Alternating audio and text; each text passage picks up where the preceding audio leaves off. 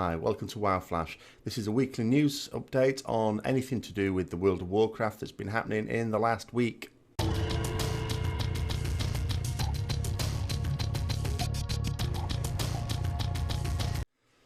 So we're moving into a two-part feature here where I'm going to go through any sort of news items in the first part of it really, then I'm going to go over anything sort of that's coming up in my channel in the next week as well to keep you all guys up to date with all that stuff. So the first thing, it's moved up to right to number one on the headline news type thing, is again related to the action camera. Now, up until about 24 hours ago, what I would be saying is that the maximum distance is rumbling on. Someone has made an add-on to be able to allow you to zoom out much further than is intended. Obviously, we were just waiting for Blizzard to do something to fix it, so we couldn't use that add-on.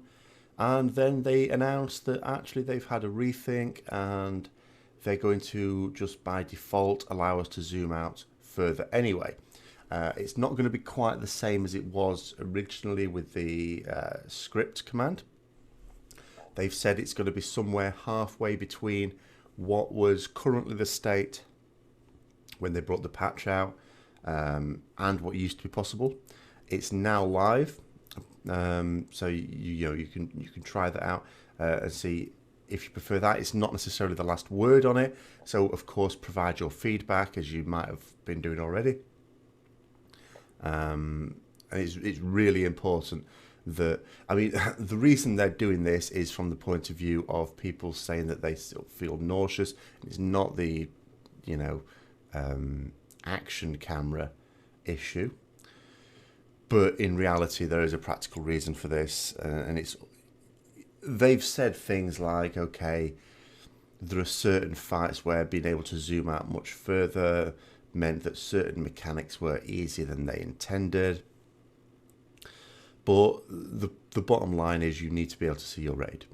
Okay, if they want to make mechanics more difficult as a result of that, that's fine, but they can't be working on the assumption that all we can see is the ankle of a boss or something like that, because bosses are like, it's part of the sort of grand scale of fantasy raiding really, that some bosses are really big. All bosses are bigger than they technically need to be.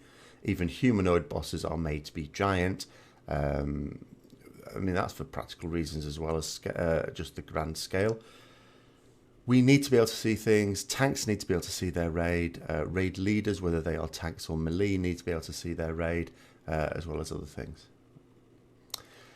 But, okay, hopefully that's going to improve things a lot. And if it's not quite enough, then, again, hopefully the feedback will reflect that and they'll bring it out a little bit more. Or maybe it will be enough and then all is good with the world.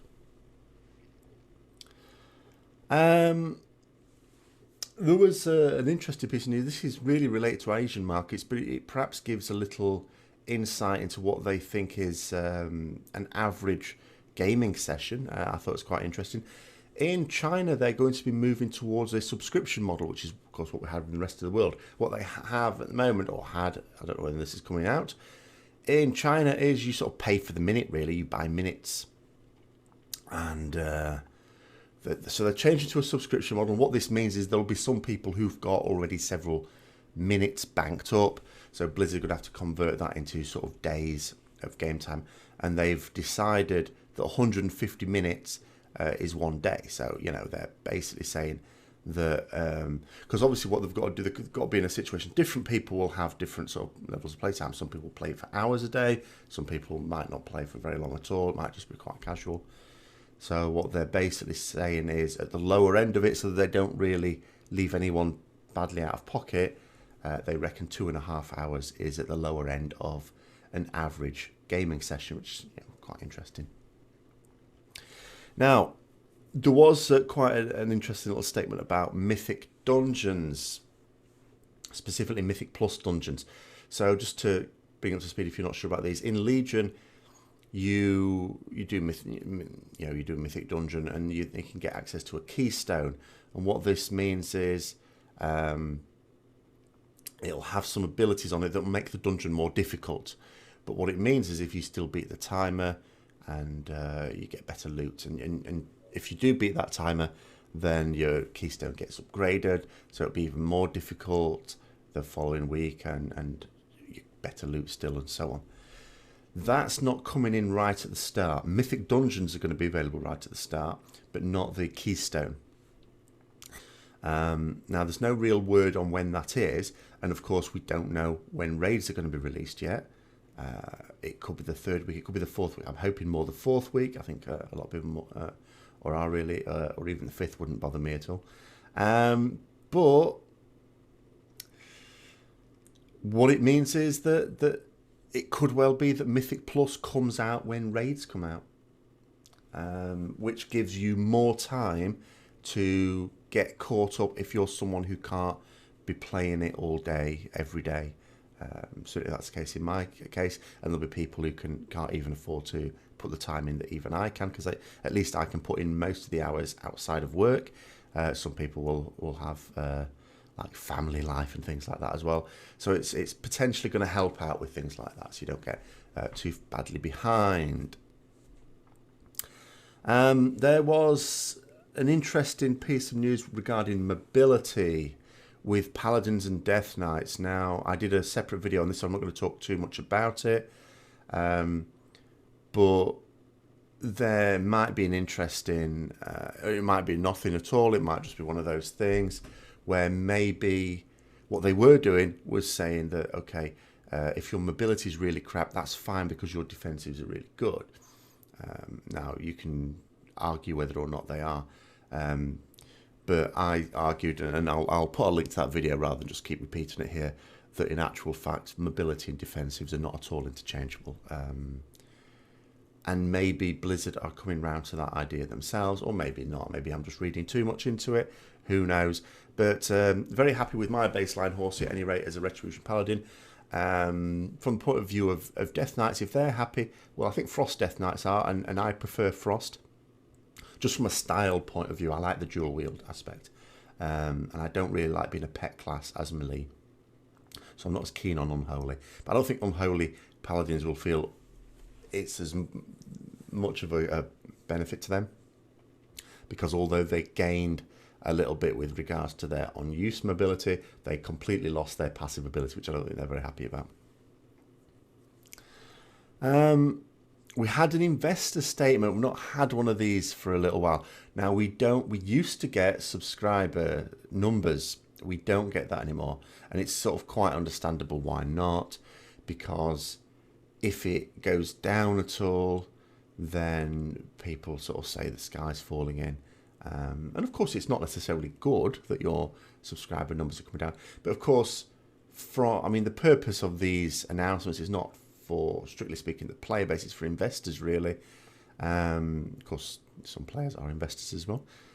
And what investors are mostly interested in is the company making money. And the company can be making loads of money with the player base actually going down. If you're making more money out of the fewer players that are playing. And of course, it could be argued that unlike 10 years ago where people, quite happy to pay a subscription month after month, nowadays what people want to do is to, buy a game, and they sort of know that a couple of months later they're going to be getting another one.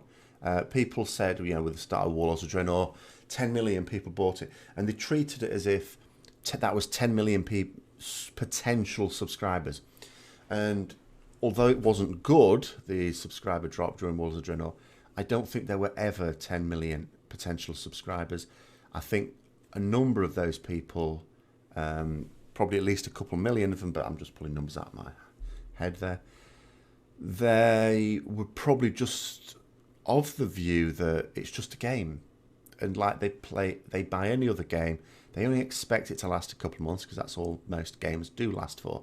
And they're sort of okay with that. So they'll sort of buy it. They might buy an extra month's subscription, and then they sort of expect there to be nothing else in it. And the same might happen here. And what they've actually said is that the sales, because of course you would have been able to buy Legion for some time, is in line with what it was for Warlords of Draenor. Now, doesn't necessarily mean it's in line for 10 million people buying it. I don't know what the pattern of sales was leading up to the launch itself. I mean, of course, if 5 million of those 10 million that were sold at the start were all sold in the last few weeks, then the pattern just means that there's only about 5 million sold at the moment. But if not, if a lot of them were sold much ahead of that, then that's encouraging in a way. Hopefully the servers can take it this time. They were upgraded after the problem with Warlords Adrenal, because I can really do with avoiding not being able to basically get online for a week. But certainly it looks like there's a lot of people very interested in Legion. Blizzard have had the first of their sort of general Q&As this week. They've been doing developer Q&As live on Twitch for quite a while, well, a few weeks at any rate. But this has been regarding Legion and very much about promoting Legion. And then what they've said, they've obviously decided these are a really good idea, just from a community interaction point of view. And I agree with that. I think they are a good idea. So they're going to carry on with these for some time, with a different developer each time. And you're going to ask questions sort of roughly in line with their sort of area within the game. So this week it was a bit of a non-issue really. There wasn't really anything to report because it was just as it was on last week's. It was on Demon Hunters again. They did one on Demon Hunters last week.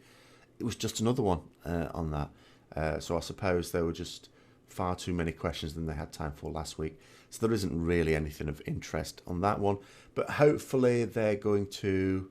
I would like them to see them, if they're going to have themes at all, and it sort of makes sense for there to be themes, that they talk about things that maybe haven't been discussed for a while. Maybe that it's something that isn't particularly new, specifically to Legion, and therefore not been promotion worthy, but is still interesting itself. I mean, I'm going to be doing a vlog on Mythic raiding tomorrow.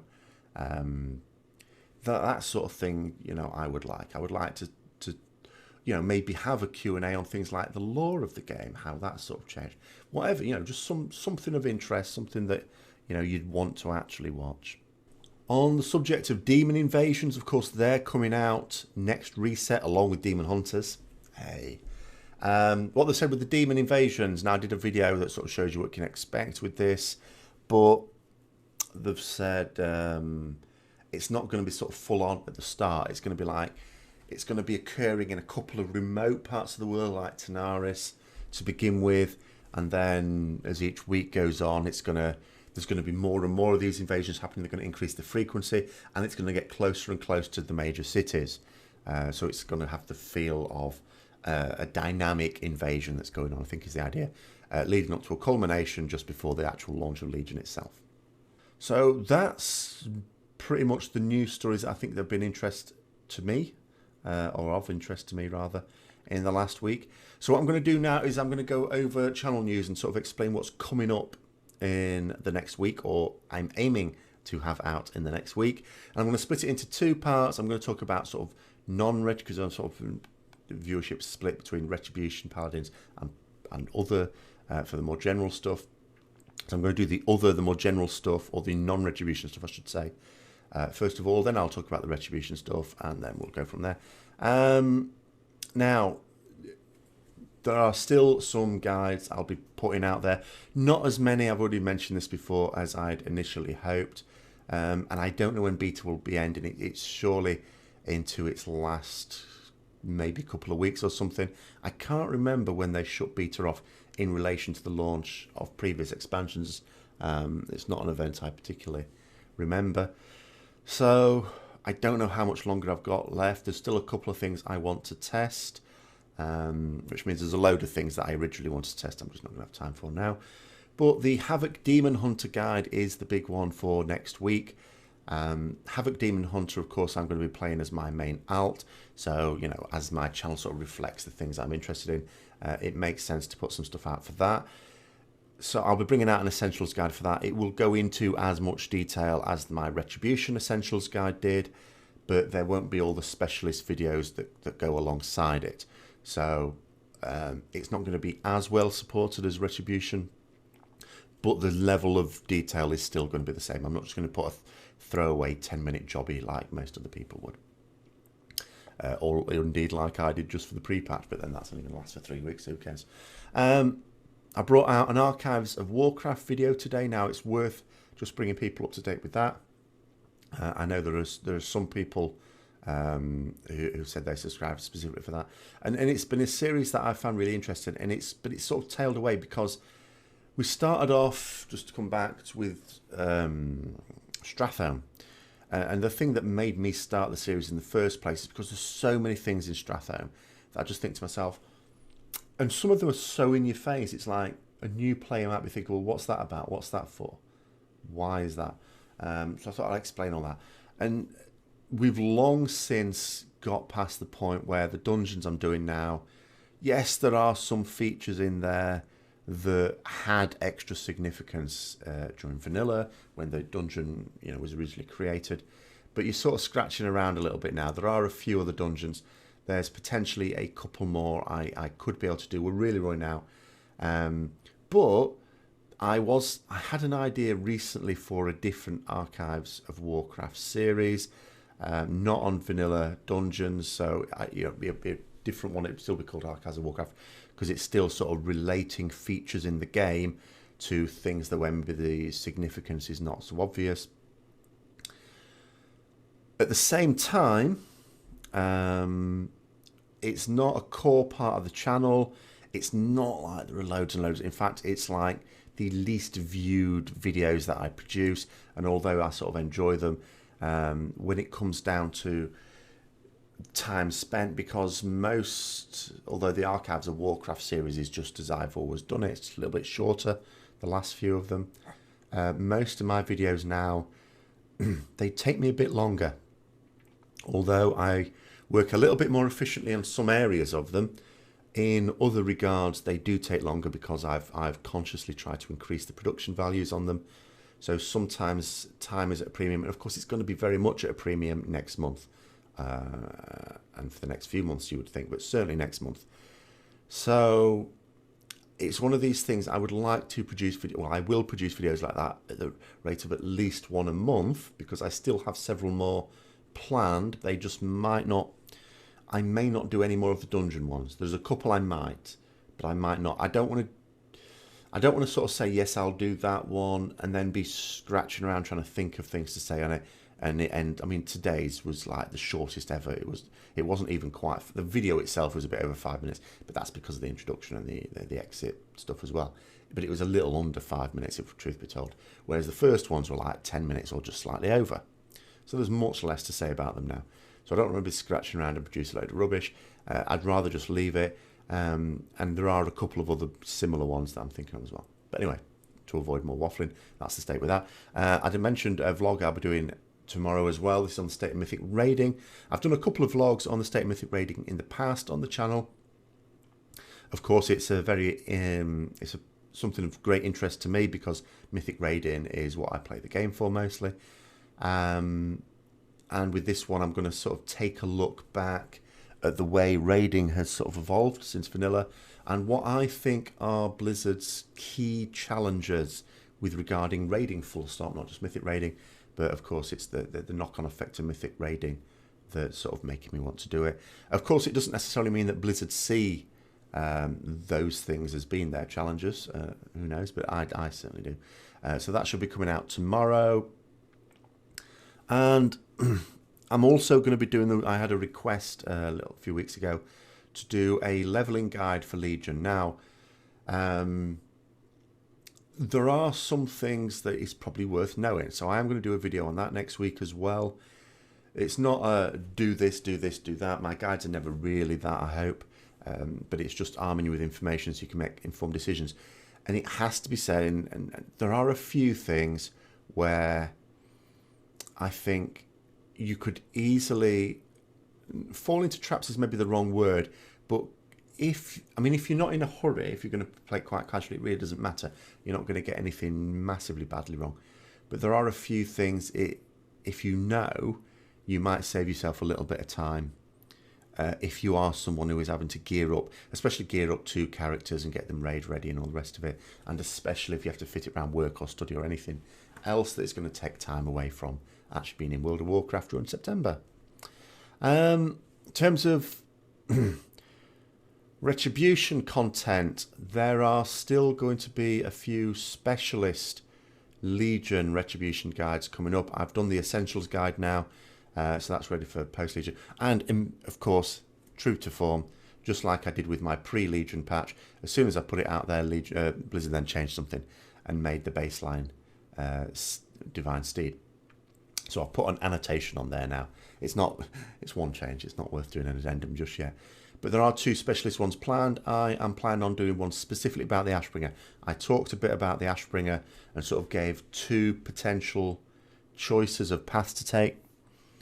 There are in reality 4 sensible paths to take, and I'm going to go through those in more detail, and hopefully, I mean, in actual fact, the path that I said I would likely take, now with news on Mythic Plus Dungeons, there opens up another couple of potential options. But I'm going to go through that in a lot more detail than I really wanted to in an overall guide for people for whom it would be a really big decision. And the other one will be like an intermediate guide where some of the decisions that I sort of alluded to in the Essentials guides, I'm going to explain with a bit more maths and a bit more in depth in the intermediate guide that should be coming out in a couple of weeks as well. And then finally there'll be the live Q&A. Now we've done a couple of these before, they've been quite successful.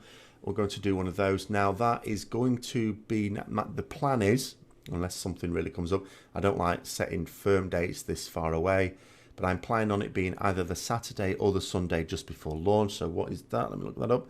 27th or the 28th of August. So it's Saturday the 27th or Sunday the 28th. Now the time would be, regardless of which day it is, 7 p.m. UK time. Remember, that's UK time, not GMT or anything like that. So try and work out what that would be in your local time. The time itself, you can't pick a time, obviously, with a global viewership that suits everyone, unfortunately. But it is the one, if you look at where most people are from, there's quite a lot from the Americas, and there's quite a lot from Europe. And it's one of those times where it's not before you've woken up in America, and it's not, in most of Europe at least, after you've gone to bed. So it's sort of possible.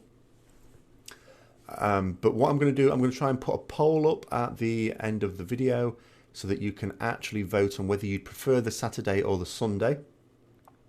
And I'm quite happy to leave that poll up for a little while.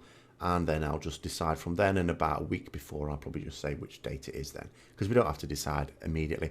I should be absolutely fine on either the Saturday or the Sunday. And if I'm not, then I can say nearer the time. So hopefully that's been useful to you. If you've got any further questions, especially about anything coming up with the channel, then put them below.